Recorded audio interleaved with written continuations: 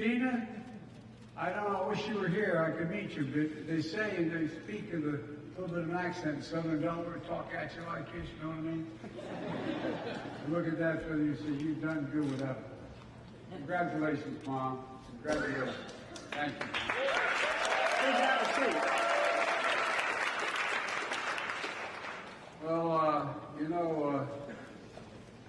I don't know whether you know this or not, because of the previous president, Jimmy Williams, the only reason I'm standing here is you guys, not a joke, and when I was running with Barack, things were slowing up a little bit, and I asked for help. You guys got in a bus, and you're the reason why I'm standing here. I was vice president then, and I'm president because of you.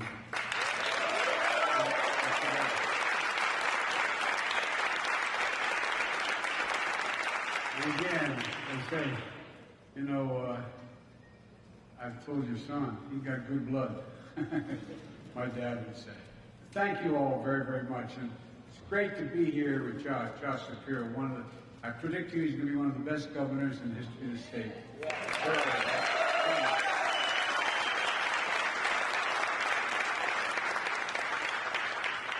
That's in large part because he married up.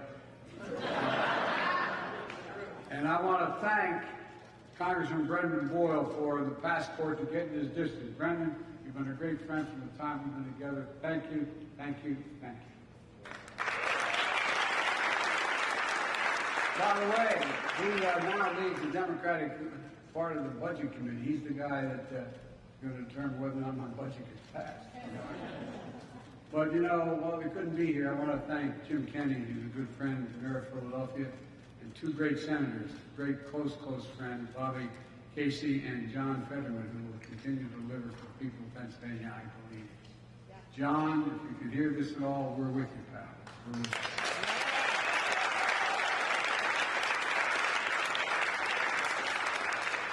Everybody asks why I ever moved from Scranton. Moved from Scranton because we live 5 blocks from the Caseys. I think I'm kidding.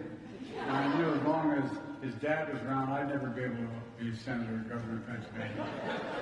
And then along comes Bobby. Anyway, great family, great friends. Folks, here's why I'm here today. For too long, working people have been breaking their necks. The economy's left them behind. Working people like you, while those at the top get away with everything. Get everything. One of the reasons why I ran for president, and I mean this sincerely, you may remember when I announced this, there were 3 reasons I was running. 1, to restore the soul of America, to throw some decency and honor to the system. And 2, to rebuild the backbone of the country, the middle class. And the middle class does well, the poor have a way up, and the wealthy still do very well. And the 3rd one is to unite the country. I didn't think we could do that. But as we've seen, all the talk about we never get any cooperation with the other team. The last 2 years, we've passed some pretty big things with bipartisan support. I ran to grow the economy from the middle out, the bottom up, and not the top down. And I know when I grew up, my dad's kitchen table, not a whole lot trickled down economics into my kitchen table for my dad. That's why I wanted to come here today and lay out the next part of my economic plan. My budget I'm sending to Congress today. If I could hold for just a second, I want to be clear, and I'll be clear to the press as well. The fact is that the Speaker of the House he's a very conservative guy, and he has even more conservative group with him. But he and I met early on. We said, what are we going to do about the budget? And I said, well, let's make a deal. Let's meet. I said, I'm going to introduce my budget on the 9th of March. You introduce yours, and we'll sit down and we'll go line by line. And we'll go through it, see if we can agree on it or we disagree on, and then fight it out in the Congress. So I want to make it clear, I'm ready to meet with the Speaker anytime, tomorrow, if he has his budget. Lay it down, tell me what you want to do, I'll show you what I want to do, see what we can agree on, or we don't agree on, let's see what we vote on. Now,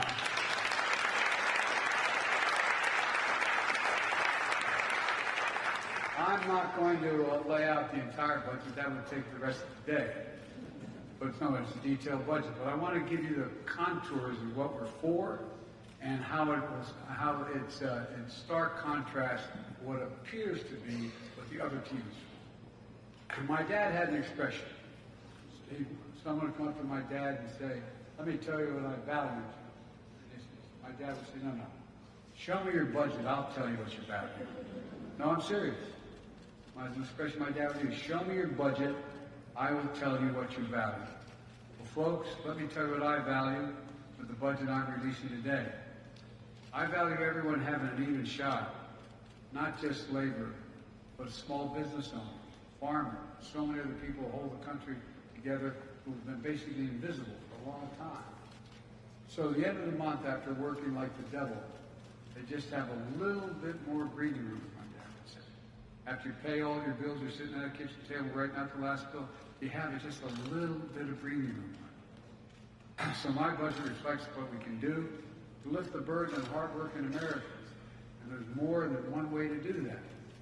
And that's what brings us down to everyday cost. How much do things cost? Not just whether we brought down inflation 7 months in a row, we're going to whip it. But in the meantime, there's other ways to take what is inflation in your budget. I won't embarrass them, I pointed out, I don't have permission, but I just met a woman who has health care costs that are $600,000 a year, $7,000 a month. So guess what? How can you possibly deal with that? Well, we just dealt with it, by the way. We just dealt with it. For example, prescription drugs. We pay more for prescription drugs in America than any other advanced nation on earth. We say it again. In the United States of America, for whatever prescription drug you're buying, you're paying more than any other nation on earth, advanced nation. We're finally beginning to change that. I've been fighting that for over 30 years. Because of a law that I worked on for decades, and that I just signed last year, we took Big Pharma on, and we won. For the first time in America.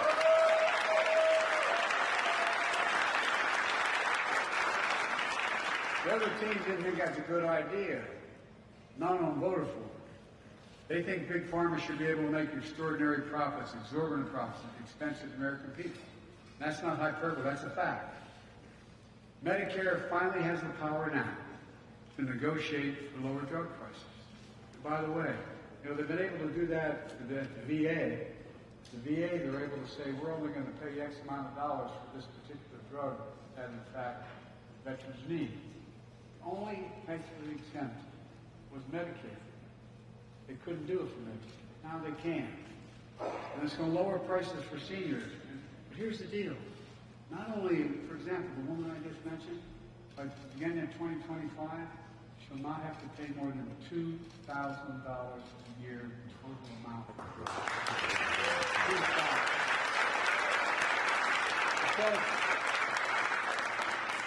Folks, it's not just going to save people's lives, it's going to save people money. So they don't have to go bankrupt to try to stay alive. It's going to save the government. It's going to reduce the deficit. $160 billion. These guys keep saying, how are you going to cut the deficit? Well, guess what? Your tax dollars don't have to go out paying all that exorbitant price for Medicare to drug companies, and it's rational. It's going to save $160 billion in tax dollars.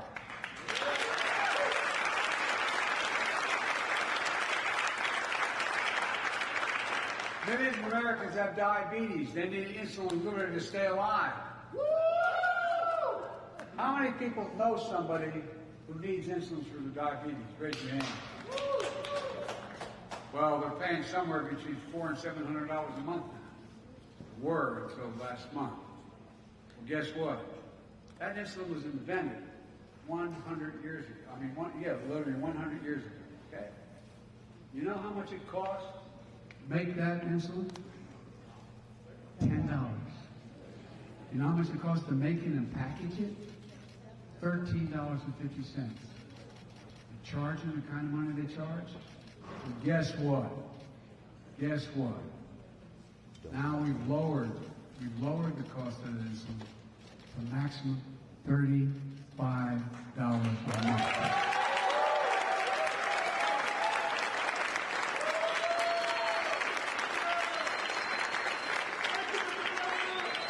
I was at a town meeting in Northern Virginia last year.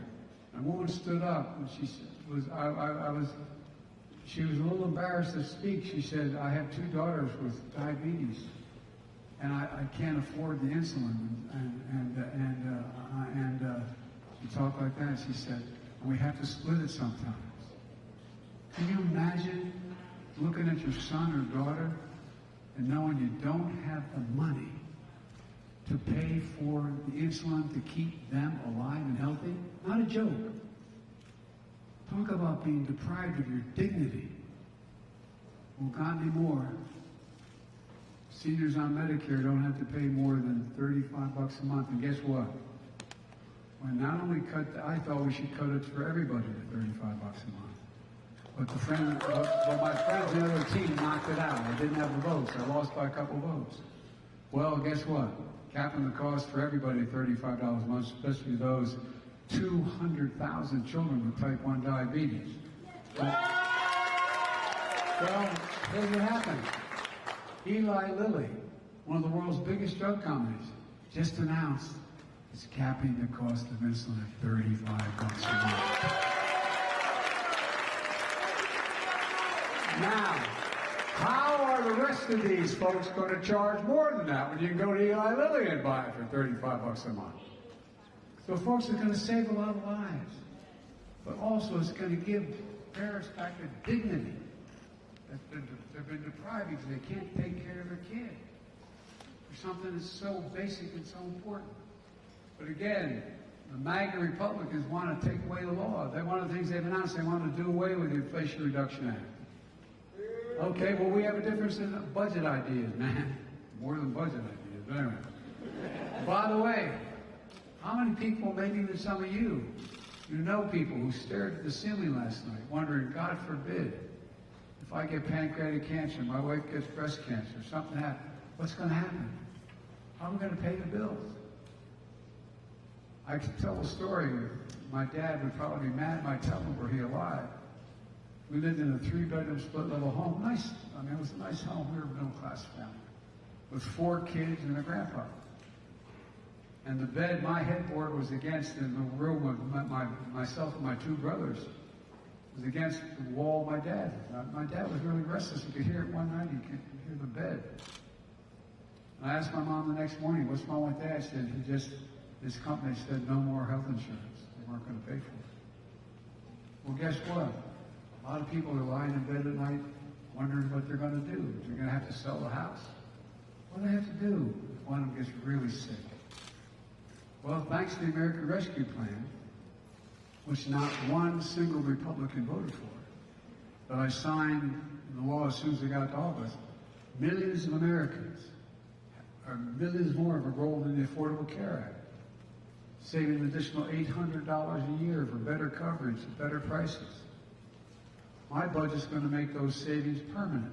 I've passed them up to now, but they'll expire if I don't get them done again. My MAGA Republicans all voted to get rid of the Affordable Care Act. They voted to get rid of it over 50 times since Barack passed it. Or 50 times. Shame on them. Well, it is. I think it is shameful. Folks, no one can deny we have a climate crisis. So, we've seen more land, for example. I've been in more helicopter rides these last 2 years, particularly from Arizona all the way up to Idaho, all the way on the West Coast. More forests have burned to the ground than the entire state of Maryland. The entire size of the state of Maryland. Look what's happening. The Colorado River has become a creek. You have all these environmental problems that are so profound, they're hard to deny. And people are seeing them now, along with extreme superstorms and droughts. That's why I took the most aggressive action ever in all of history in any country to take on the climate crisis by lowering your home energy bills, which MAGA Republicans voted for. We've now gotten to the point where it's cheaper to generate electricity from wind and solar than it is from coal and or fossil fuels. And I'm from Scranton. Okay, I'm not against coal per se. A lot of people made a living on that. But we're providing incentives for folks to make the transition. So here's what we're doing. We're providing you with a tax credit and rebates if you're buying new energy-efficient appliances. Heat pumps, the new heat pumps. They can heat the whole damn house. No, I'm serious, not a joke. Well, if you need a heater and you need to buy one of those heat pumps, you get a tax credit for doing it. And water heaters. Tax credit to weatherize your homes, with better windows and doors. I gathered together leaders from American auto workers in the South Lawn of the White House, all American manufacturers. And it was a year and a half, well, 2 summers ago. And guess what? They all agreed within the next month, came to me and said, we're going to go all electric. We're going to go all electric. And that's going to save billions of gallons of gasoline burning into the air. It's not only going to save the environment, it's going to help create really good paying jobs. We're providing tax credits for folks who buy electric vehicles to encourage them to do it. We're still going to need combustion engines. We're going to still need oil for the next 10 to 15 years. All of a sudden, they're not all going to go away. Well, all this is going to lower energy costs for families on an average of $1,000 a year and create good paying union jobs.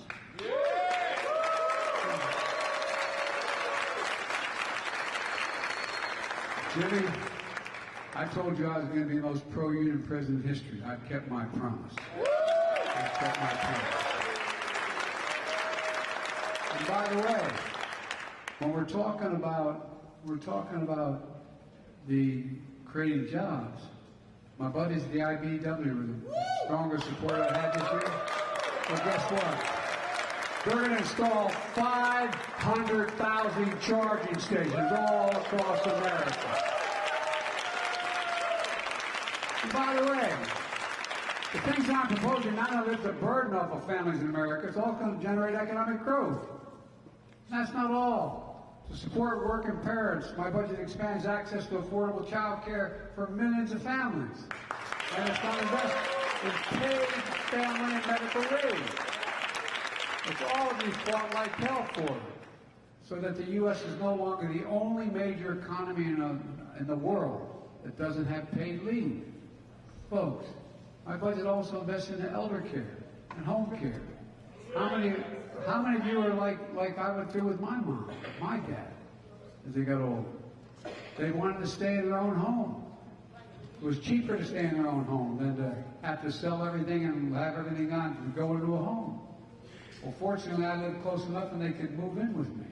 But my point is, it's cheaper if we provide for the ability for them to stay in their homes.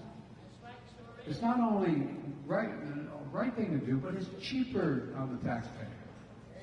All the things are going to help folks go to work, generate economic growth in our nation, and still take care of their families. The point is that every time I talk about things, people talk about it like this is an overwhelming burden on the taxpayer. It's going to save money for the taxpayer. No, it really does. Save money for the taxpayers. And generate growth. That's how the economy grows. That's why I was able to create 12 million new jobs in 2 years. More than any president in American history has created in 4 years. We're done in 2 years what no president's done in 4 years. But the point is, it's good for everybody. You're not hurting anyone. My budget also restores the child tax credit. You know, when that was in place during the pandemic, guess what? Child poverty was cut in half to the lowest level in all American history. And guess what? Because moms are able to go to work. Moms are able to go out there and make a living. Folks, we can reduce child poverty and increase child opportunity. Again, it's going to help millions of parents go to work, knowing that children are being taken care of. And yet, only a few of my Republican friends support it. My wife Jill, who's a Philly girl.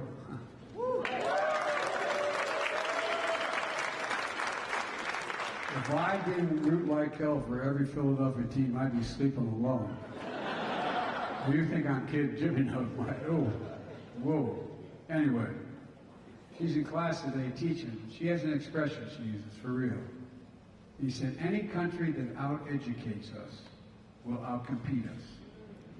me say it again, any country that out-educates us will out-compete us. For decades, we were the only country in the world. We led the world economically. We were the only economy in the world that was moving that fast because we were the best educated public in the world. We started before any other country. Other had higher education, was more sophisticated, and a lot of private institutions. But everybody in America at the turn of the 19th or 20th century said they would go to school for free for 12 years. It was a game changer. It was a game changer. But the rest of the world's caught up.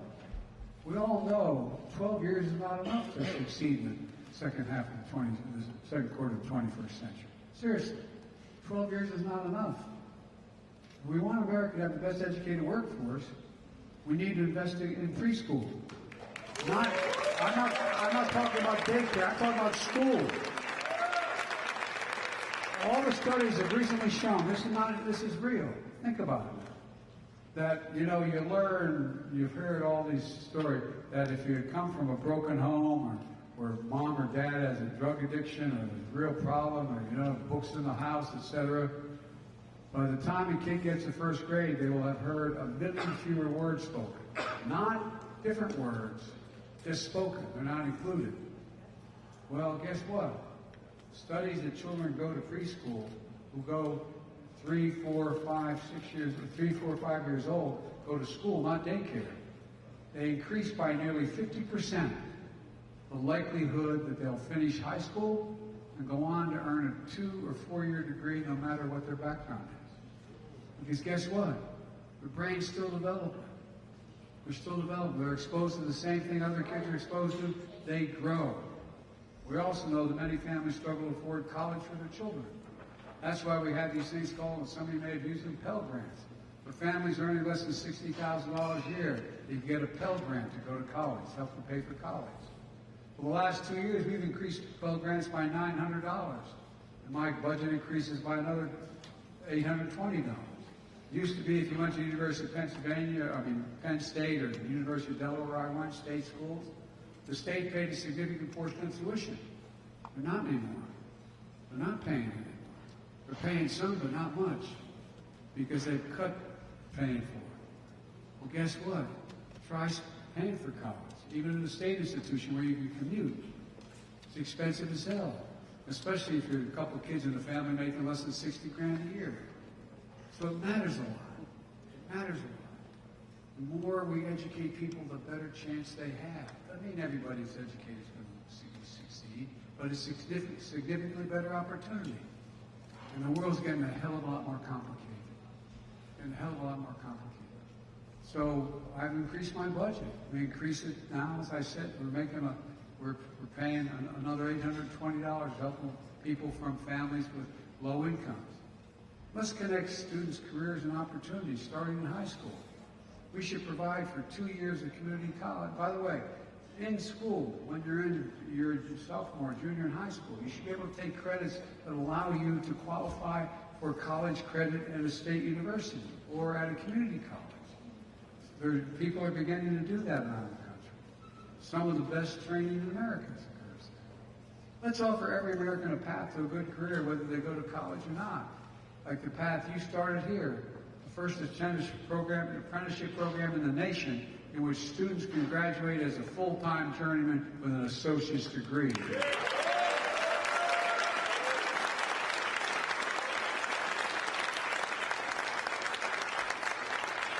In the past 2 years, we've created, as I said, 12 million jobs, more than 2 years than any president's done in 4 years. I don't have to tell the union workers here that includes 800,000 manufacturing jobs in 2 years. 2 years. We've also seen more people apply to start small businesses than ever before. Not just unions, it's small businesses. People are now, more people. What's someone making an application to start a small business? It's about hope. It's about hope. In the last several decades, corporate America things began to change. I come from the corporate state of the world, Delaware. Literally, more corporations are incorporated in the state of Delaware than every other state in the United States combined. It used to be, when I was in high school, when I first got started, those corporations had some greater social responsibility. They paid higher taxes. They actually saw to it that they trained their employees. They don't train them anymore. When I was vice president, I met with the Secretary of Commerce, and we met with 300, don't hold me the exact number, 347, 46 CEOs. So what do you need most? You know what the overwhelming request was? Better educate the public. Well, guess what? Back then, they used to educate their workers. The DuPont company buy a new industry, they would educate them how to do it. They don't do it anymore. And one of the other things started happening 3-4 decades ago. American companies started to ship jobs overseas. Why? Cheaper labor. They'd go where they could find the cheapest labor in Asia or Africa, wherever it was. And they'd bring home product made. Well, guess what?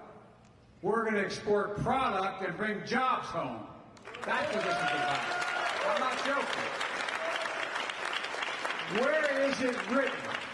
Where is it written that America can't lead the world again in manufacturing? Never underestimate what America can do. We can do anything we set our minds to. And we know that. We have the world's leading economy. We have the world's best roads, bridges, ports, airports. When we were back leading the world, we used to have the best infrastructure on earth. But the world caught up. You know where we rank in terms of quality infrastructure in the world? Number 13. 13. That's why I signed the bipartisan, this was bipartisan, Republicans joined us, the bipartisan infrastructure law, the most significant instrument and investment to modernize our infrastructure in nearly 70 years, since the Eisenhower.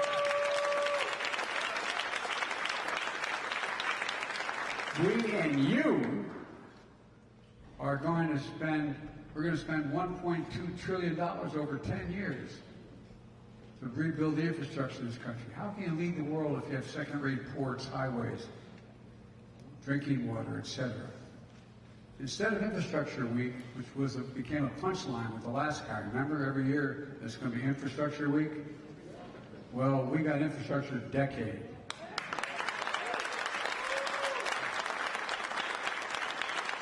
And the modern infrastructure will not only make us more economically competitive, it's going to create more benefits, save money for the country and families. We're going to replace every lead pipe in the United States of America so children can drink water, 400,000 schools, 6 million. We're going to make sure that they're not drinking poison. For real. Every American. It's going to create thousands and thousands of jobs. We're delivering high-speed internet to every home in America, so no parent has to drive up to the McDonald's parking lot to help do their homework with their kid because they can't get on the internet. Every single person will be able to do that. But here's the deal. I've been criticized for this next piece. Probably criticized for a lot before that, too, but for this next piece. The deal is, when we do these projects, we're going to buy American. Here's the deal. Back in 1932, we passed a law that's consistent with international trade that when you give a president money, when they pass legislation and say, Mr. President, go build a new aircraft carrier deck. They said you should buy American. You should use American products and American workers. Well, no one paid a lot of attention to that. They said, well, if it's 40%, it's okay, and so on. Guess what? I made sure it's a minimum of 60%, and we're going for 100%, and we're creating a whole hell of a lot of jobs.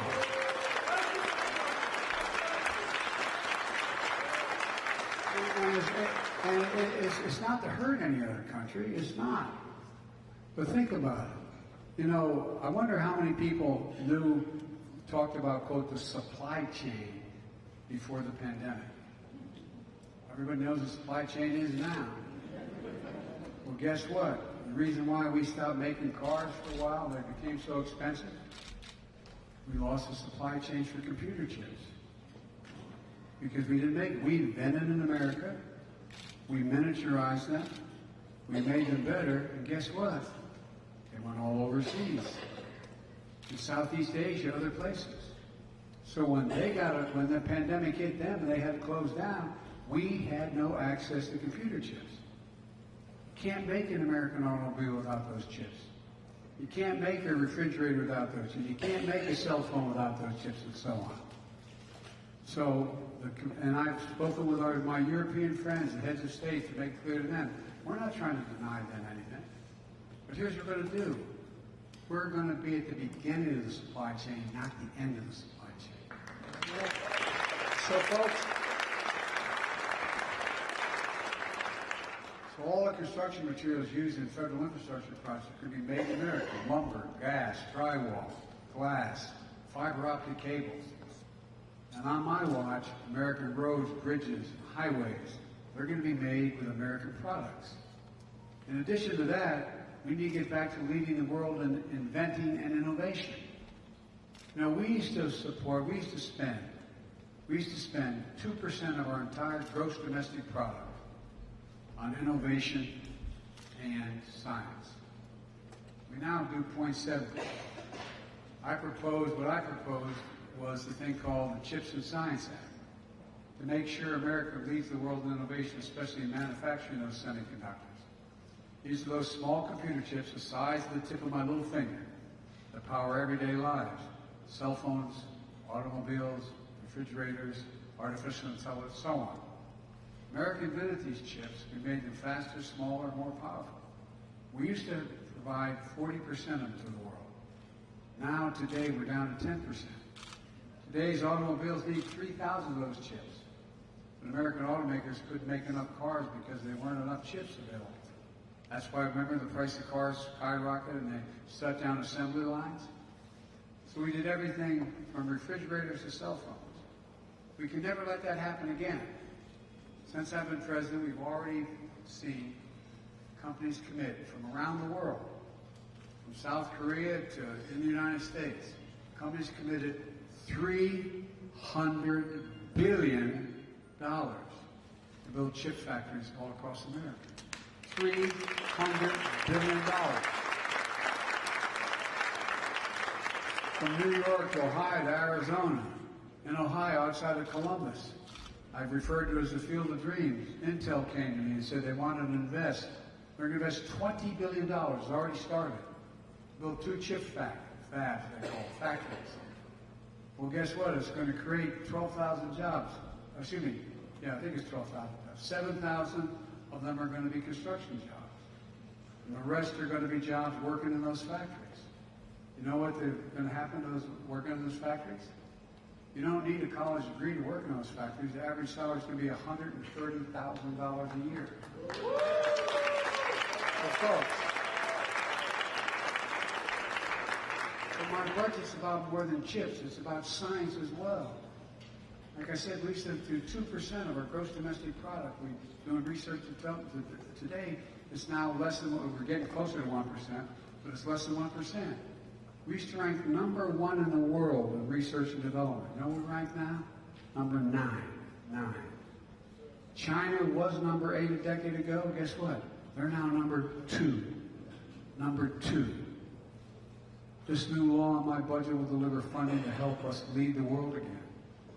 My budget also invests in critical issues that matter to families.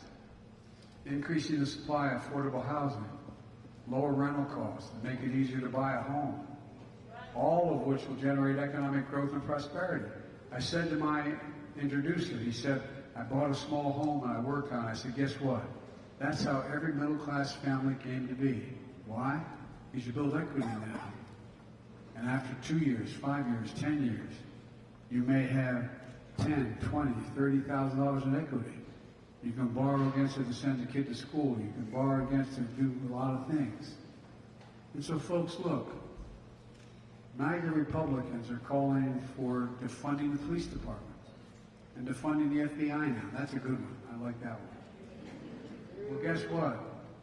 They refuse to provide funding that's going to keep communities safe and secure. We talked about health, about crime. Well, it's outrageous. My budget invests in public safety. It includes funding for more training, more support for law enforcement, at a time when they're expected to play many roles. We expect our cops to be social workers. We expect them to be psychologists, mental health counselors. You know, more cops are killed responding to domestic violence calls than anything else. Do you know that? Well, folks, I don't want to defund them. They need more help. We don't expect a cop to be everything from a psychologist to a counselor. These departments need more investment in this kind of help. And we're going to fund proven strategies for accountable and effective community policing so cops know the communities they serve. The communities know them. We've got to get cops back on the street. Back on the street in the communities they know. Where they know the people, where they stop in and they know the guy who owns the liquor store. They know the preacher who runs the local school, the local ministry. They know the person who runs the local grocery store. When we did that in the Bible crime bill, crime just plummeted because they know folks. I remember I was in Wilmington. My son used to be the Attorney General of the state of Delaware. And he'd have his folks go out and knock on the doors. And there was a lady who called who lived on 4th Street. And an area that's kind of tough. She had rented one of those old Victorian homes, you know, the kind that have an outcropping in the corner of the. And she could hear the gangs below getting ready to do what they're going to do. But she's scared to death to call anybody because she knows if they found out it was her, they'd be back. So my son made sure the cops gave their phone numbers to the people in the neighborhood with a commitment they'd never say where they got the information. And guess what? Violent crime dropping. She could pick up the phone and call and say, they're outside. I can hear them. They're talking about this they're going to do. Cops need help. There's some bad cops, by the way. What we did, my Justice Department just did in Louisville, Kentucky, was long overdue to put those suckers in. And by the way, how many cops you know like bad cops? I don't know many. Not a joke. We're going to provide 100,000 more community policing officers nationwide and invest in tens of thousands more school nurses and school counselors and mental health help. We're going to save communities billions of dollars over time. Every community needs, especially in the wake of this pandemic. Let's be clear about another key point in my budget. I guarantee you, I will protect Social Security and Medicare without any change. Guaranteed. I will allow the government to eliminate it, as MAGA Republicans threaten to do. MAGA Republican proposal is not an answer. On Social Security, my budget will not cut benefits, and it will definitely won't sunset programs like some of my MAGA Republican friends want to do. We'll secure Medicare through 2050 and beyond, ensuring that the vital program keeps going strong for generations without cutting a single penny in benefits. And by the way, did you all happen to see any of the State of the Union address? Well, yeah, well, those folks who stand up there and liar, liar, Biden's a liar. That gentle lady from the state of Georgia mounted her. Well, no, I didn't say it for that reason, but here's the deal. They said lie. I said, well, let me ask you, how many of you out there commit you won't cut Medicare or Social Security? And they all stood up and raised their hands and said, we won't do it. Well, guess what? They're all on camera. I'm counting on them keeping their word. But just in case they don't, I'm around. Anyway, now my budget's going to give working people a fighting chance. It's going to create good-paying jobs. And we can pay for these jobs by reducing the deficit. 2 ways.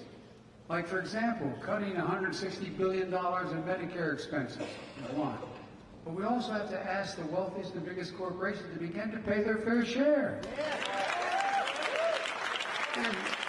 And cutting subsidies for special interests. And by the way, in my first 2 years in office, His first 2 years, I brought down the deficit a record $1.7 trillion, more than any president has in American history, while doing all the rest of this stuff. Down. The budget I'm introducing today is going to reduce the deficit by nearly $3 billion, trillion over 10 years. Another big disagreement with my MAGA Republicans, and by the way, this ain't your father's Republican Party. There's a lot of really good Republicans. There really are. But they're afraid to step out of line because they'll get primaried and they'll lose elections. MAGA Republicans, you know, they don't want things that particularly are going to help working families like health care, education, public safety, which are going to raise costs on folks. Look, MAGA Republicans also refuse to raise a single penny in new taxes on the wealthiest people.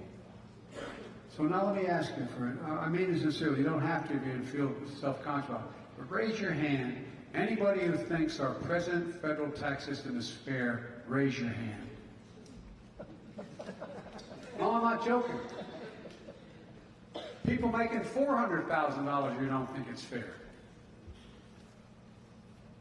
You know, we found that in the year 2020, when I got elected, 55 major corporations and the Fortune 500 companies paid zero in federal income tax on $40 billion in profit. So I insisted on a horrible thing that burdened on them. I introduced legislation making sure that they had to pay a minimum of 15%. 15% to corporations. Just 15%. That's less than any of you pay. Well, guess what?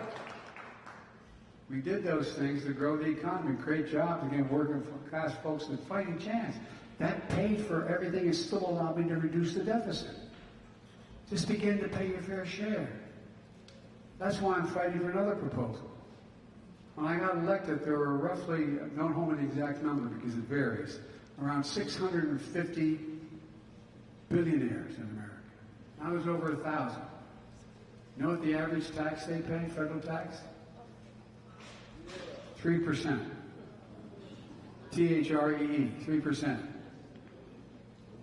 No billionaire should be paying a lower tax than somebody working as a school teacher or a firefighter or any of you in this room. So my plan is to make sure the corporations begin to pay their fair share. It used to be 35%. We cut it down to 21%. I think we should be paying 28%. It's going to be a real fight in that. We should be paying more than 21%. Let me be clear, under my plan, and I made this commitment when I ran, I haven't broken it yet, I never will. No one making less than $400,000 will see a penny in federal taxes go up. Not a single penny. Now, why did I do it $400,000? Because I doubt anybody here makes $400,000. I did it to make the case that I'm not going after anything remotely, any ordinary folks, because they're paying their share. We're also going to save billions of dollars on going after criminal who commit fraud. You know, a lot of people are saying to me that they don't like the idea I'm prepared to forgive up to $20,000 if you got a Pell Grant, or $10,000 for anybody who has a student loan during the recession. Well, guess what? We paid the so-called PPP program. We paid significant, I think it's $900 billion. I think, don't hold me that number, but it's well over 9. For anybody who had a tough time with their business during the pandemic. So they could pay employees, they could do the, but guess what? You may remember, I was running for office at the time, and you all may remember that I had a big fight with the former president, and maybe future president. Bless me, Father. Anyway, all kidding aside. And here's the deal.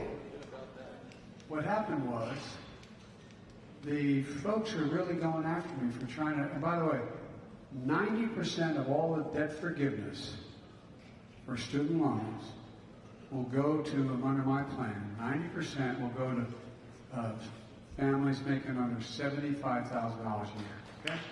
90%. So there's the deal.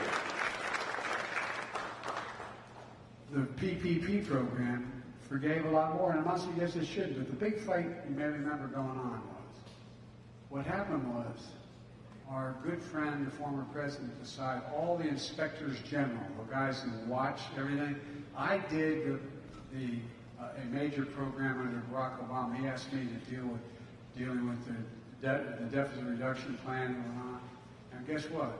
I had all these inspectors checking every decision I made to make sure they were good. He fired them all. I said, you shouldn't do that. Well, guess what? Now we're finding out there's billions of dollars stolen. So my Justice Department is now going after them.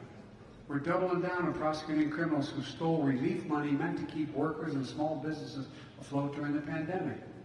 And we're going to triple our anti-fraud strike force, double the statute of limitations so we have more time to go after these guys, crack down on identity fraud and criminal syndicates who stole billions of dollars from the American people. And the studies show for every dollar we put into fighting fraud, taxpayers get back $10. 10 times as much. And let's get something else straight. My budget cuts wasteful spending by getting rid of special tax breaks for big oil companies who made $200 billion in profit last year in the midst of a worldwide recession. $200 billion. And folks, over the last 2 years, we made a lot of things, a lot of progress with Republican help as well. Sadly, from what I'm hearing, House Representatives these days, they're suggesting the cooperation may have come to an end. That's why I talk about the MAGA Republicans. This is not your father's Republican Party, as I said before. MAGA Republicans are threatening to default on the national debt. Keep talking about the national debt, the $1 trillion debt. It took 200 years to accumulate that debt. It's not recent debt. This is all the debt that's been accumulated interest on the debt over 200 years. And by the way, President Trump, when he was president, in 4 years, he increased the national debt by 25%. Just in 4 years. Remember that multi-billion-dollar tax break? Did you get any of it? Raise your hand if you got it. No, I'm serious. So, folks, 200 years accumulated. It was added to that administration. 25% did it by itself. I met with the new speaker, as I said, of the House on how we should proceed to settle our differences without jeopardizing the full faith and credit of the United States of America. We have never reneged on that debt. Now they're telling me if I don't do what they want, cut Social Security, whatever they propose, then they're going to renege on the debt. Every single major economic institution, conservative, liberal, says that will cause a massive recession, and put us in the hole for a long, long time. Well, folks, here's what I said. Instead of making threats about default, which would be catastrophic, let's take that off the table. Let's, as I said at the beginning, let's have a conversation about how to grow the economy, lower costs, and reduce the deficit. I just laid out the bulk of my budget. Republicans in Congress should do the same thing. Yeah. Then we can sit down and see where we're disagreeing. Our Republican friends said they want to reduce the deficit, but they did the math. We did the math on what they've put forward so far. And our estimate, I'm happy to be proven wrong. My plan is to reduce the deficit by $3 trillion over 10 years.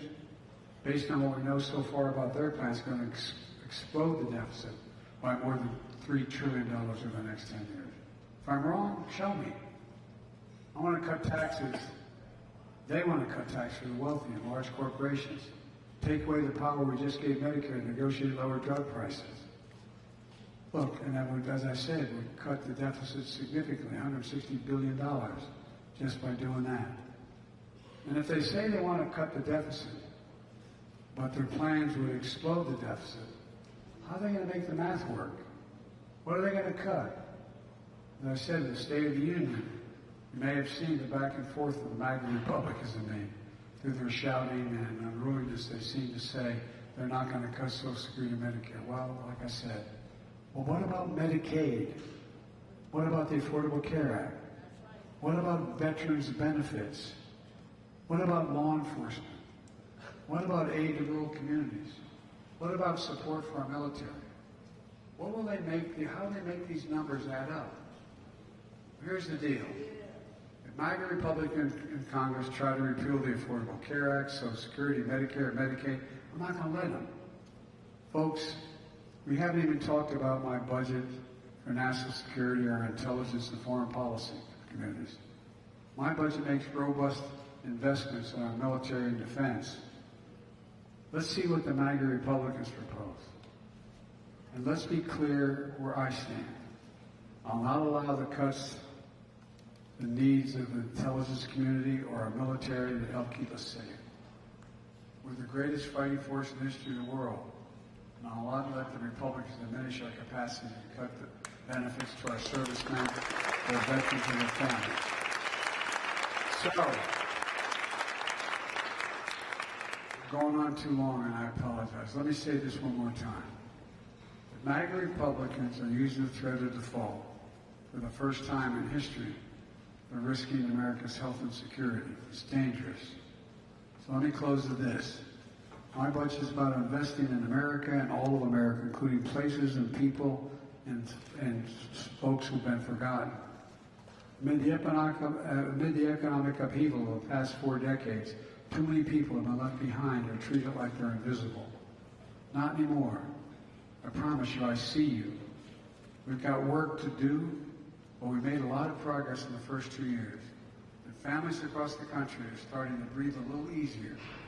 We got further to go.